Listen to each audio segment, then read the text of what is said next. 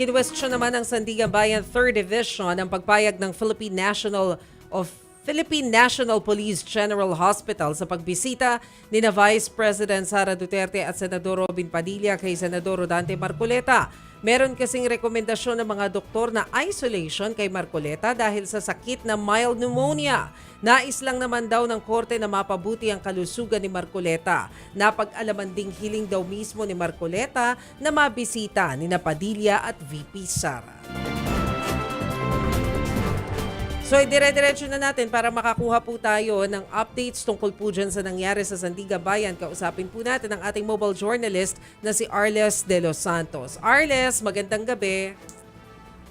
Magandang gabi, Jovi, Chiki at Mase. Kaninang umaga nga ay dininig ng Sandigan Bayan 3rd Division ang may hawak ng plunder case ni Senador Rodante Marcoleta patungkol or para pag-usapan rather ang kanyang kalagayan ang kanyang kalusugan. Dahil nga nagkaroon ito ng pagtaas ng blood pressure at hypertension noong siya nga ay aarestuhin ng Sandigan Bayan kaugnay ng kanyang kasong plunder doon sa umano'y pagtanggap niya ng 75 million pesos na donasyon mula kay dating Congressman Mike Defensor at sa dalawa pang negosyante At kanina nga Mase ay tinanong ng Sandigan Bayan kung ano-ano nga yung mga karamdaman nito ni Marcoleta Ang nakukuha natin doon kanina ay mga bagong karamdaman umano ito. Ayan yung hypertension, yung mild pneumonia at kabukod diyan yung tinatawag na yung pagbilis ng tibok ng puso, though mas stable naman daw yan ngayon, at in-advise nga ng PNP General Hospital na sumailalim ito sa pag-inom ng antibiotic for 7 days. So inaasahan natin Mase na kung pwede or kaya na ng katawan ni Marcoleta ay humarap siya sa Sandigan Bayan sa July 15 para nga sa kanyang commitment order. Ngayon kasi ay nasa kustodiya pa rin siya ng Philippine National Police sa Camp Crame. Oo, Arles, kanina, so nabanggit natin dun sa ating news item na kinwestiyon ng Sandigan Bayan 3rd Division yung pagpayag ng pagbisita ni na VP Sara at Senator Robin. So anong naging ending nun kung kinwestiyon pala yung pagbisita ng dalawang opisyal? Papayagan ba yung mga susunod na gustong sumilip kay Senator Marcoleta? Alam mo Mase, kanina ikinagulat natin yan na tinanong yan ni Associate Justice Ronald Moreno. Kasi akala natin matatapos na anytime yung pagbanggit kung ano-ano yung karamdaman ni Senador Marcoleta at yung lagay nito. Pero biglang na-open yan. Sabi kasi ni Associate Justice Moreno, I saw online na nagbisita nga ito si VP Sara at si Senator Robin Padilla and it seems wala silang face mask. Kaya naalarma ang husgado na ito. Kasi kung naka-isolate daw, bakit daw pinayagan iyon na parang na-caught off guard doon yung PNP at least sa obserbasyon natin kanina at sinabi nga na aminado yung Philippine National Police General Hospital na may kakulangan sila na hindi raw nila nasabi na kailangan nga na magsuot ng face mask yung mga bibisita kay Senator Rodante Marcoleta. Pero ayon sa PNP General Hospital ang CIDG daw ang nag-aaproba ng mga papasok at bibisita doon sa kung nasaan ngayon si Senador Marcoleta. At yun nga, siya raw mismo yung nag-request na bisitahin siya ni na Duterte at ni Padilla. Kaya kanina, ang sabi naman ng PNP General Hospital ay mas hihigpitan nila kung sino-sino nga lang yung pwedeng pumasok at bumisita doon sa kwarto ni Senator Rodante Marcoleta ngayon. Ngayon, mas maghihigpit sila. Immediate family na lamang at legal counsel ang pwedeng bumisita doon kay Senator Marcoleta sa Crame ngayon. At saka pneumonia, nakakahawa siya. So, ano mangyayari kina VP Sara at kay Senator Robin? Kailangan ba silang i-check?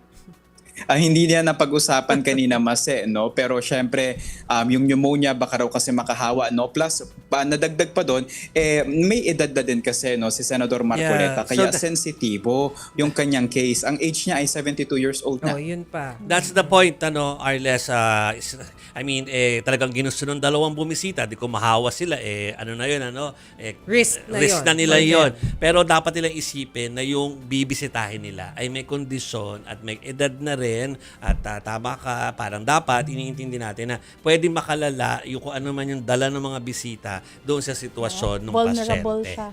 Okay, so yun lang para sigurado tayo doon sa doon sa kondisyon nung binisita po nila. Pero balikan ko yung hindi na walang item diyan sa ilalim mo, Arles, kahit na diniscuss natin si Marcoleta kanina, ay puntahan natin si Senator Jinggoy Estrada para lang malinaw, although parang may linaw naman na when it comes to our pag-uusap dito sa ating group chat, pero ang desisyon kanina ay ibasura, 'di ba, yung kagustuhan na siya ay makadalo doon.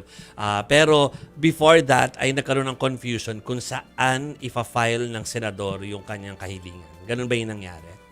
Actually, Jovi, noong nakaraang araw ay i-file ng kanyang kampo yung hiling niya na makaalabas ng kulungan para maka-attend sa impeachment trial sa 2nd Division ng Sandigan Bayan. Ayun yung may hawak ng kanyang graft case. Pero dapat sa 5th Division yun ng Sandigan Bayan nila isinumite. Dahil ito yung may hawak ng kanyang plunder case at isa pang kaso ng graft. And the way we see it ay naitama naman nila yung pinagsumitehan nito. Dahilan nga para hindi pagbigyan yung kanyang hiling na makatungo at makadalo sa Senado para sa impeachment trial ni Vice President Sara Duterte.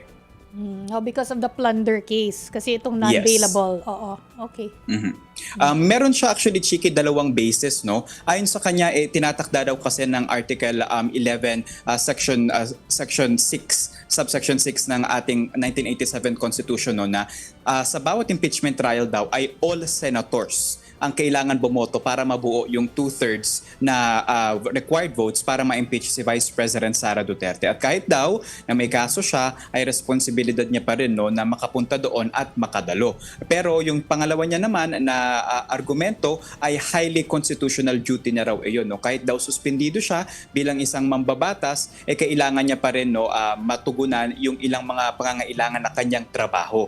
Pero yun nga, hindi ito pinagbigyan at tinawag yan ng Sandigan Bayan na walang merito. Merong mga nabanggit na mga jurisprudence doon, kagaya na lamang yung kay Senator Antonio Trillanes versus House of Rep din ata yun, and versus Halos Hos, yung mga humiling din na makalabas ng kanilang mga kulungan. Ang sabi ng Sandigan Bayan kasi, Chiki, hindi naman daw kasi nag-file ng petition for bail si Estrada, kaya hindi ito basta-basta pwedeng makalabas ng kanyang kulungan. And if we remember it correctly, noong bago pa siya maarin ay naghain na sila ng motion to fix bail.